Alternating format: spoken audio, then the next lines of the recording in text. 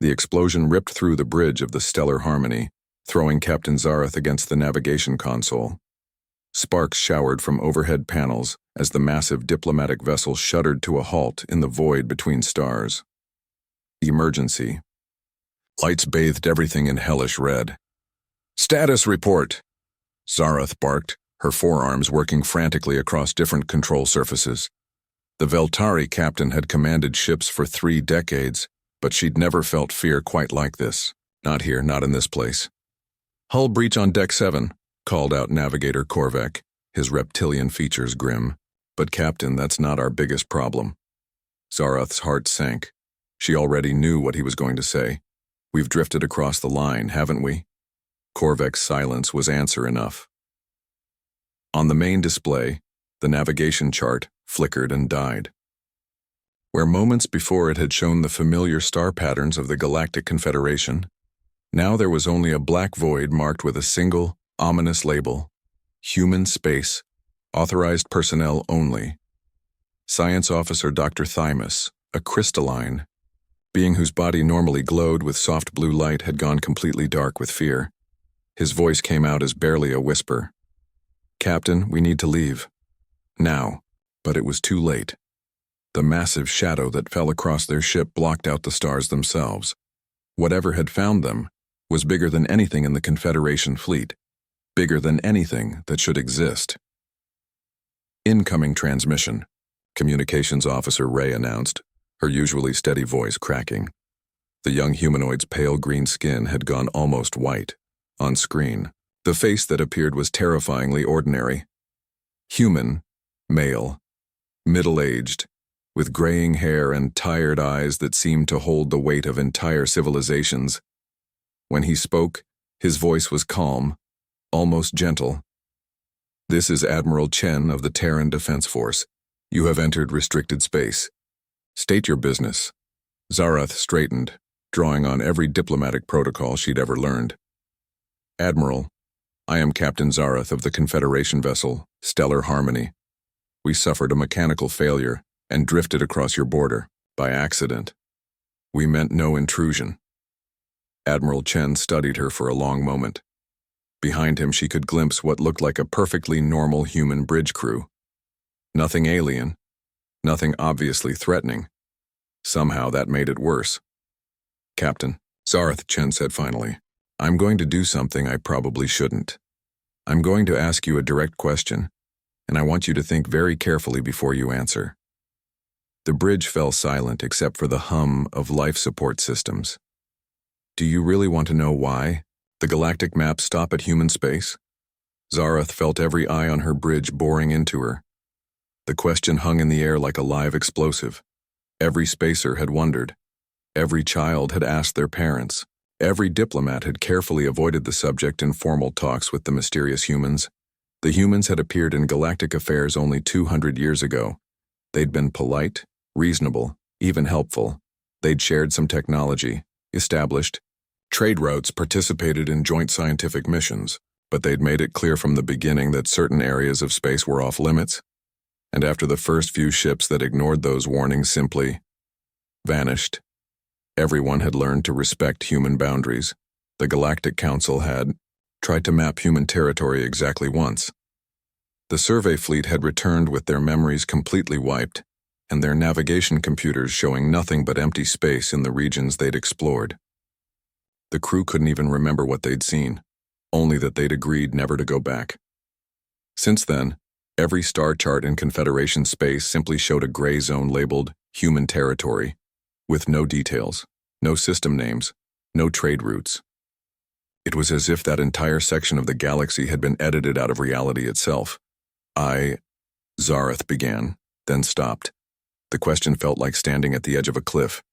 Part of her desperately wanted to know, but a much larger part of her understood that some knowledge came with a price too high to pay. "No," she said quietly. "No, Admiral. I don't think I do." Admiral Chen nodded slowly, and something that might have been relief flickered across his weathered features. "Wise choice, Captain. Wisdom is what's kept the peace for 2 centuries. He leaned forward slightly. "Your ship will be repaired, and escorted back to Confederation space within the hour. Your crew will remember nothing of this conversation except that you encountered a routine patrol vessel. But Captain, yes, Admiral, you'll remember, and I'm going to tell you something that you must never repeat, never record, never even write down. Can you give me that promise? Zareth's mouth went dry. Every instinct screamed at her to refuse, to maintain plausible deniability. But something in the human's eyes compelled her to nod. The reason the maps stop at human space, Admiral Chen said softly, is because beyond human space there are no more maps to make. Before Zareth could ask what that meant, the transmission cut out.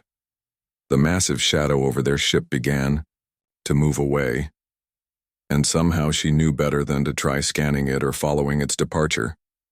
But Admiral Chen's words echoed in her mind like a curse.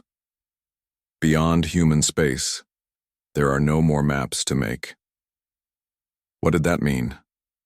And why did the very thought of it make her feel like she was staring into an abyss that stared back? Chapter 2.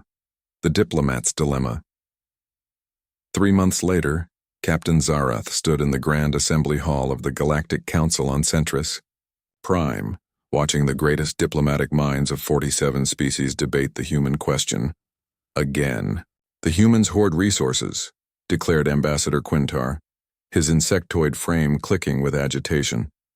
They control nearly 15% of this galaxy's habitable systems, yet they contribute only 3% to galactic trade. Perhaps because they don't need to trade, suggested Counselor Vrex, the ancient Etherian floating serenely in his containment field. Their technology appears decades ahead of our own in several fields, which raises the question, interrupted Trade Representative Salo, of why beings with such advanced technology live in what appears to be a backwater region of the galaxy. Long-range sensors show only standard stellar formations in human space. Nothing that should make those systems more valuable than any others. Zareth listened to the familiar arguments with growing unease. She'd given her official report, sanitized, of course. Mechanical failure, brief encounter with human patrol, swift and courteous escort back to Confederation space. Nothing unusual, the story her crew believed and told. But Admiral Chen's words haunted her. Beyond human space, there are no more maps to make. Captain Zareth, called Supreme Counselor Thek from the speaker's platform. You've had the most recent direct contact with human authorities. In your professional opinion, do you believe they pose a threat to Confederation interests? All eyes turned to her. Representatives of dozens of species, each with their own agendas and fears about the mysterious humans. She'd practiced this answer 100 times. In my experience, she said carefully, humans have shown themselves to be reasonable and non-aggressive. I see no evidence they pose a threat to anyone who respects their territorial boundaries. But what are they hiding? Pressed Ambassador Quintar. Why the absolute secrecy? What could possibly require such extreme measures? Zareth felt the weight of her promise to Admiral Chen. Perhaps, she said slowly, some questions aren't meant to be answered. The hall erupted in discussion. Some agreed with her caution. Others demanded more aggressive investigation. But as the debate raged around her, Zareth found herself thinking about her own crew's memories of their encounter. How seamlessly their recollections had been edited. How completely they'd accepted the sanitized version of events. If humans could do that to an entire ship's crew without leaving any trace, what else could they do? The debate was interrupted by an urgent chime from the Central Communications Array. Council Communication Officer Mira, a young Altarian with silver skin and large black eyes, looked up in confusion. Supreme Counselor, we're receiving a priority transmission. It's from human space. The hall fell silent. Direct communications from humans were rare. Usually they went through established diplomatic channels, not broadcast to the entire Council. Put it through, Thek commanded. The holographic display shimmered to life, showing Admiral Chen. He looked exactly as Zareth remembered, except for his eyes. They looked tired, ancient, as if he'd seen things that had aged him centuries in just a few months. Honored members of the Galactic Council, Chen began, his voice formal but heavy with something Zareth couldn't identify. "I am Admiral Chen, speaking on behalf of the Terran Defense Force and humanity. I have an announcement to make." The silence in the Great Hall was absolute. For 200 years we have maintained the boundaries between human space and the galactic community. We have done so not out of hostility or selfishness, but out of necessity. Today I am authorized to tell you why. Zareth felt her hearts hammering in her chest. Around her she could see the tension in every representative. This was the moment they'd all been waiting for. The answer to the galaxy's greatest mystery. "The reason our maps stop at human space," Chen continued, "is because 50 years ago, we discovered that the galaxy itself stops there." Confused murmurs rippled through the assembly. Ambassador Quintar stood. "Admiral, I don't understand. Long-range sensors show continued stellar formations beyond your borders." Chen's smile was grim. "What your sensors show, Ambassador, is what we call the facade. A carefully maintained illusion designed to prevent panic on a galactic scale." The holographic display shifted, showing a three-dimensional map of the galaxy. The familiar spiral arms, the central bulge, the outer rim territories. But as they watched, the section marked as human space began to glow, and beyond it, nothing. Not empty space, not dark matter, nothing. A void so complete it seemed to devour light itself. 50 years ago, Chen said quietly, "our deep space exploration vessels discovered that our galaxy is not complete. Something has been consuming it. Entire star systems, nebulae, even the fabric of space-time itself, vanishing into what we can only describe as a wound in reality." The implications hit Zareth like a physical blow. How much is gone? By our calculations, roughly 30% of what should be the galaxy's outer rim. And the effect is spreading inward at a rate of approximately 1 light-year per standard year. Supreme Counselor Thek's voice was barely a whisper. "How long do we have?" Chen's pause felt like an eternity. "At current rates of expansion, the effect will reach the core systems of the Confederation in approximately 2,000 years. The hall erupted in chaos. Representatives shouting questions, demanding answers, calling for immediate action. Through it all, Admiral Chen waited patiently for the noise to die down. "Why tell us now?" Zareth called out when she could make herself heard. "Why break centuries of silence?" Chen looked directly at her, and she realized he recognized her. "Because," he said, "the rate of expansion is accelerating, and we believe we may have found a way to fight back, but we can't do it alone." The transmission ended, leaving the entire Galactic Council in stunned silence. Zareth stared at the empty holographic display, her mind reeling. Everything she'd thought she knew about the galaxy, about humanity, about their place in the universe, had just been shattered. The humans weren't hiding some treasure or weapon in their territory. They were standing guard at the edge of existence itself, holding the line against something that was literally eating reality. But what was it? And how did you fight an enemy that could erase entire star systems from existence? As the Council dissolved into frantic planning sessions and emergency committees, one question burned in Zareth's mind above all others. If the humans had been fighting this thing for 50 years, and were only now asking for help, what had changed? What had made them desperate enough to break their silence? Chapter 3. The Fleet at the Edge of Nothing. The Joint Confederation Human Task Force assembled at Waypoint Station was the largest multi-species fleet in galactic history. 200 ships from 37 different worlds, all united, by a single terrifying purpose, to see for themselves what lay beyond the maps. Captain Zareth commanded the Confederation contingent aboard her new flagship, the Unity's Edge. The ship was a marvel of collaborative engineering, combining the best technology from dozens of species.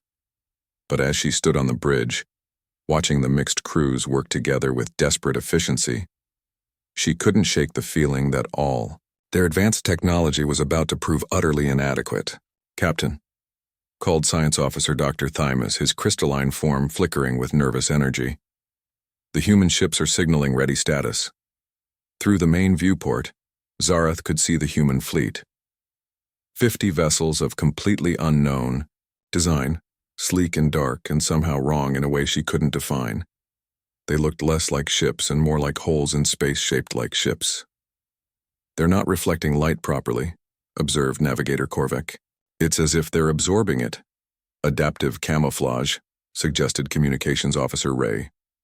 "Stealth technology we haven't seen before," but Zarath suspected it was something far stranger than mere camouflage. She'd been studying everything they could learn about human technology since the council meeting 3 months ago. The more she learned, the more questions arose. Humans had appeared in galactic affairs 200 years ago with technology roughly equivalent to most Confederation species. Faster than light travel, energy weapons, basic life support systems, standard stuff. But in the past 50 years, their technological advancement had been explosive. Almost as if they'd had access to entirely new principles of physics, the same 50 years they claimed to have been fighting the entity that was consuming the galaxy. "Incoming transmission from Admiral Chen," Ray announced. The familiar figure appeared on screen, but Zarath was shocked by how much he'd changed. His hair was now completely white, his face deeply lined, and his eyes held depths of knowledge that looked almost infinite.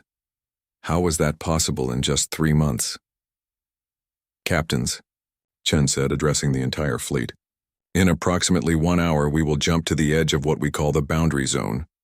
What you see there will challenge everything you understand about reality. I need you to be prepared for that."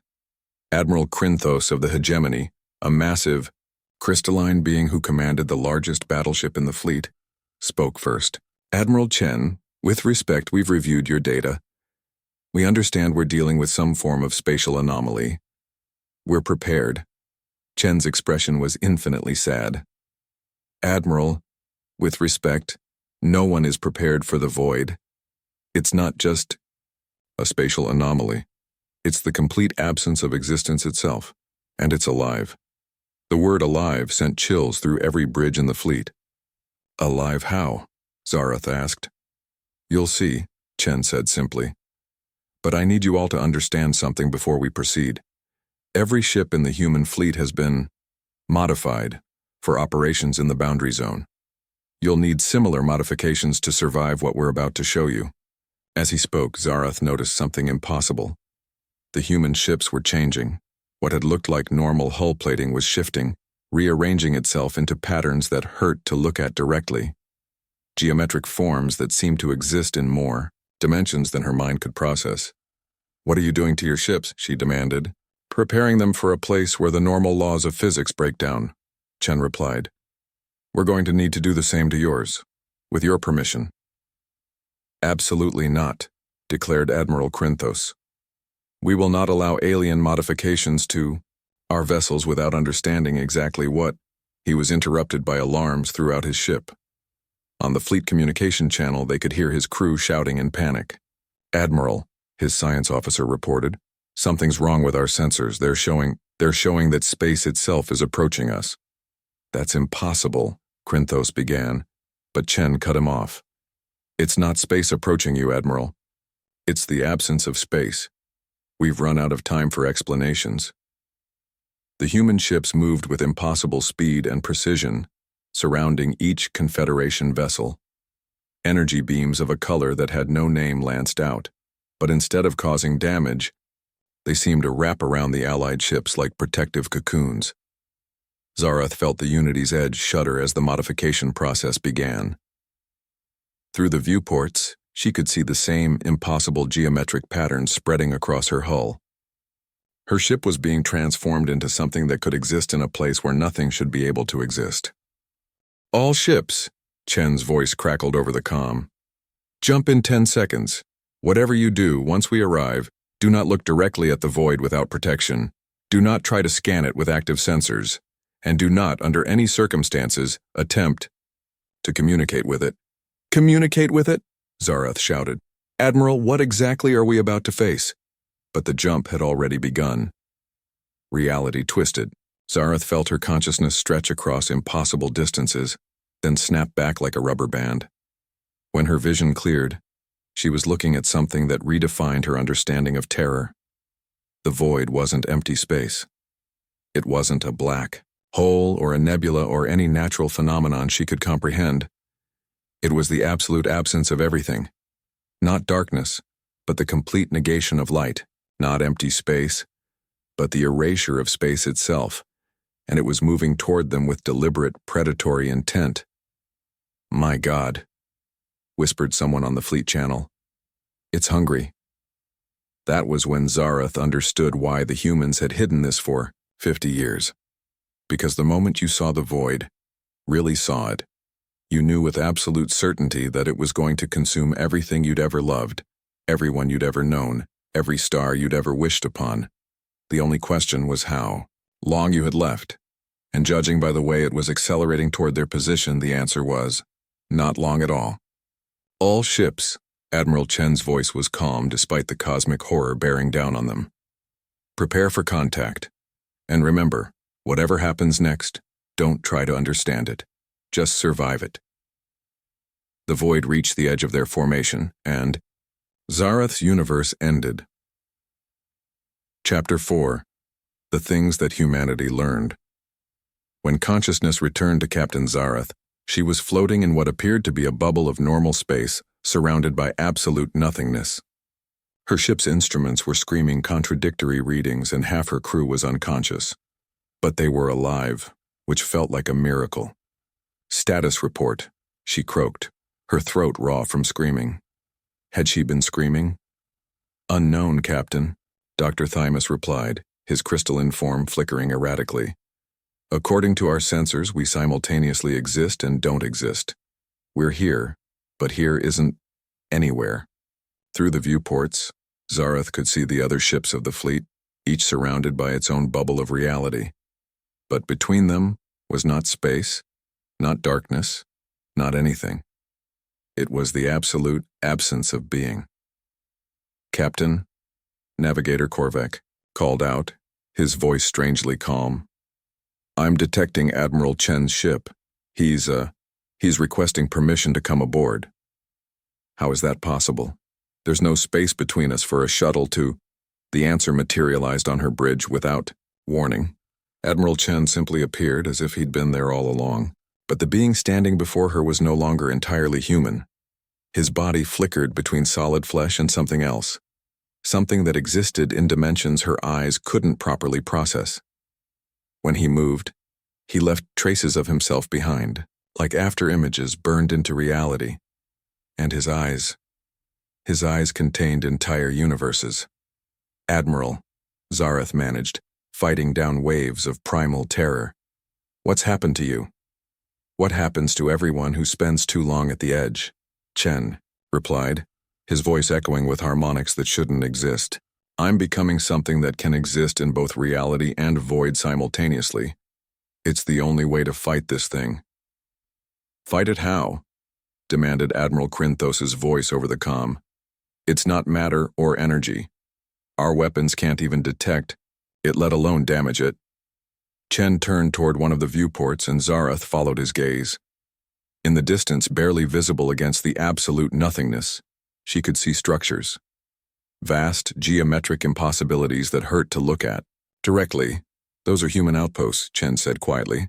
"We've been building them for 50 years, learning to exist in the spaces between existence, creating anchor points where reality can maintain a foothold." "But why haven't you told the galaxy?" Zarath asked. "Why maintain the secrecy when you're fighting for all of us?" Chen's laugh was bitter and infinite. "Because knowledge of the void spreads like a virus. The more beings who know about it, the faster it grows. We've learned that consciousness itself feeds it. Awareness gives it power. The implications hit her like a physical blow. Then by bringing us here, we've accelerated the process, yes, but we had no choice." Chen gestured to the void around them. 3 months ago, something changed.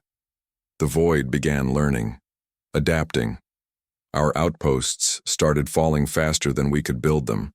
As if summoned by his words, something massive moved in the nothingness beyond their protective bubbles. Not a ship or creature, but a distortion in non-existence itself, a concentration of absolute negation that was somehow aware of their presence. It knows we're here, Dr. Thymus whispered.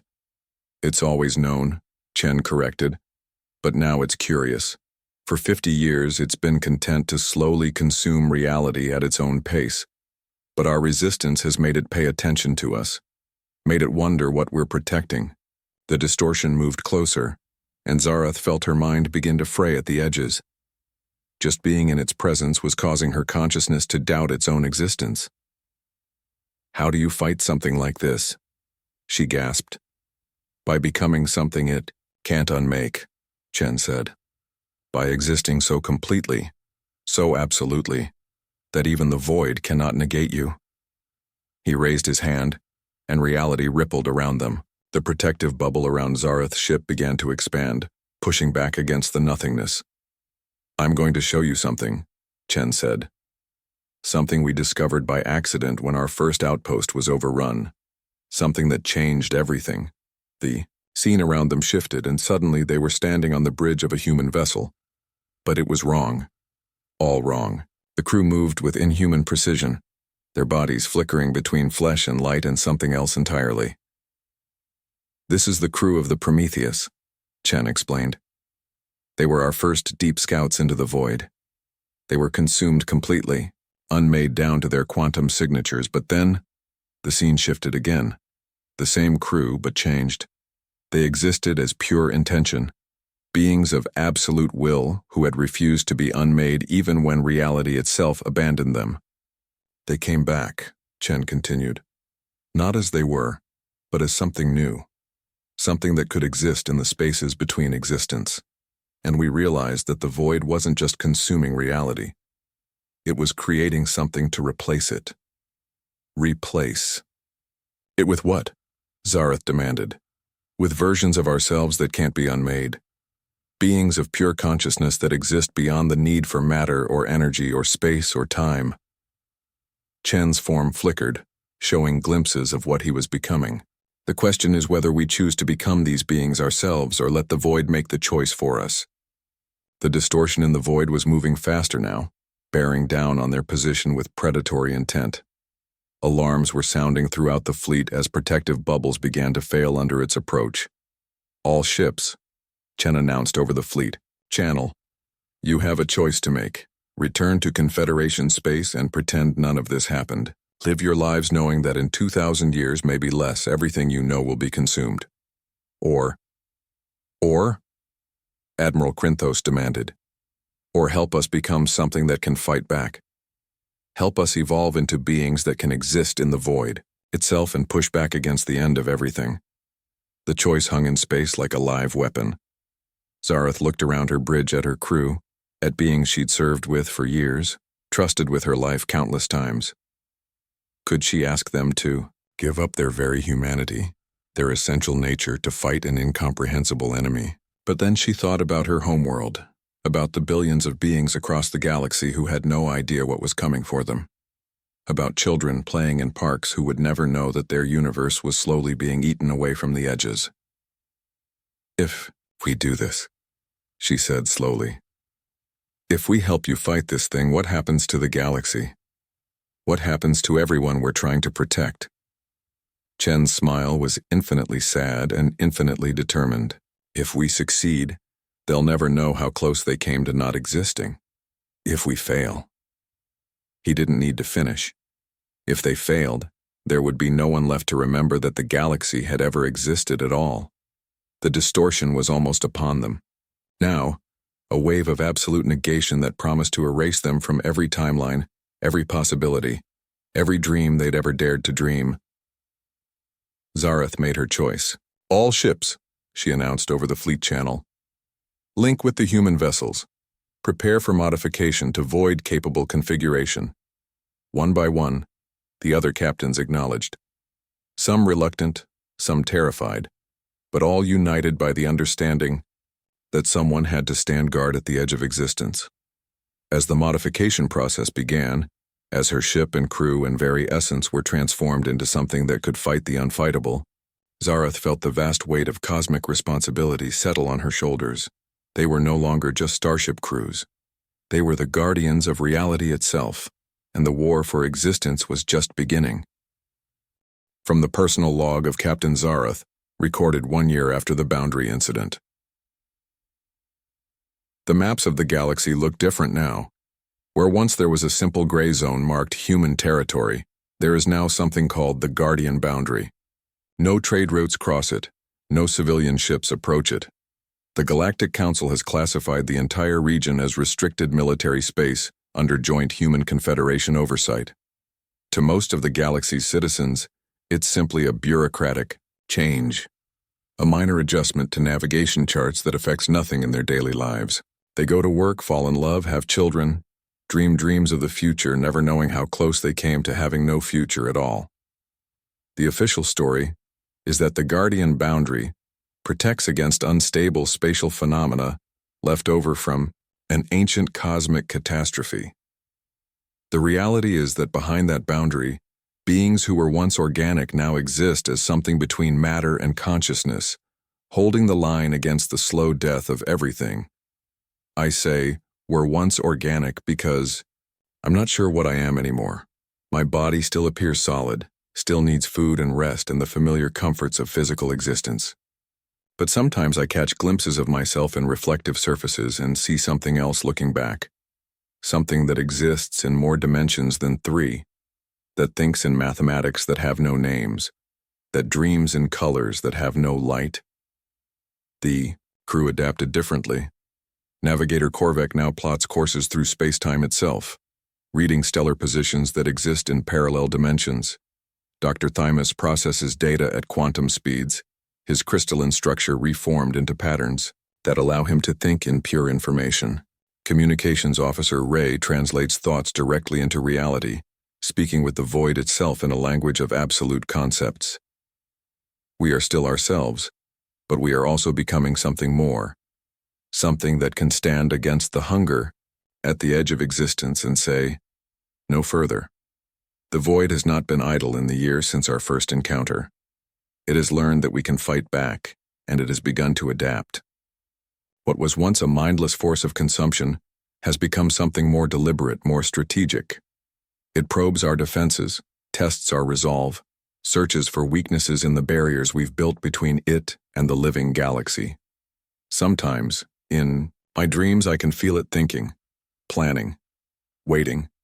But we are learning too. The human outposts have become cities of impossible architecture where beings of pure will maintain reality through sheer force of intention. The Joint Confederation Human Fleet has grown to include volunteers from 47 species, all transformed into something that can exist in the spaces between spaces. We have become the new cartographers, mapping territories that exist beyond the edge of conventional reality. Our charts show not star systems and trade routes, but the topology of existence itself, the weak points where reality grows thin, the anchor points where we can reinforce the boundaries of what is. Admiral Chen visits sometimes, though visit isn't quite the right word for the way he manifests across multiple dimensions simultaneously. He no longer looks human at all, having become something that exists primarily as organized information held together by absolute will. But in his infinite eyes, I can still see the tired man who first asked me if I really wanted to know why the map stopped at human space. We know now. The maps stop because that's where reality ends and something else begins. Something hungry and patient and utterly alien to everything we understand about existence. But the maps don't have to stop there forever. Every day we push the boundary a little further out. Every day we reclaim another few light years from the void. Every day we add new territories to the charts of existence, places where matter and energy and consciousness can take root and grow and dream of impossible futures. It's slow work, dangerous work. Some days we lose ground, forced to retreat as the void adapts to our latest strategies. Some of my crew don't make it back from particularly deep patrols, their consciousness scattered across dimensions we haven't learned to navigate yet, but we're winning. Slowly, gradually, we're winning. The galaxy sleeps peacefully, unaware that its dreams are protected by beings who exist in the spaces between sleeping and waking. Children point at stars and make wishes, never knowing that those stars exist, only because someone stands guard in places where stars cannot shine. And that's exactly how it should be. Because the greatest victory isn't defeating the enemy. It's making sure that no one else ever has to know the enemy existed. The galactic maps still stop at human space. They always will. But beyond human space, in the territories that can't be mapped because they exist in the gaps between reality, we continue our work. We hold the line. We push back against the dark, and we make sure that when children point at stars and make wishes, there are still stars to point at, and still futures for those wishes to come true. End log entry. The maps of the galaxy show many wonders, vast nebulae where new stars are born, ancient systems where civilizations older than memory still thrive, trade routes that connect dozens of species in bonds of commerce and friendship. But the most important territory on any galactic map is the place where the map itself ends. The boundary marked with warnings and restrictions, beyond which no civilian ship may pass. It's not empty space beyond those boundaries. It's not a military installation or a nature preserve or a diplomatic zone. It's the place where reality itself requires active defense. And every night, as the galaxy sleeps peacefully in its bed of stars, the guardians at the edge of existence keep watch, ensuring that there will be a tomorrow for dreamers to dream in. The maps stop at human space, and everyone knows better than to ask why. Because some questions are answered not with words, but with the quiet heroism of those who stand guard in the dark. The end.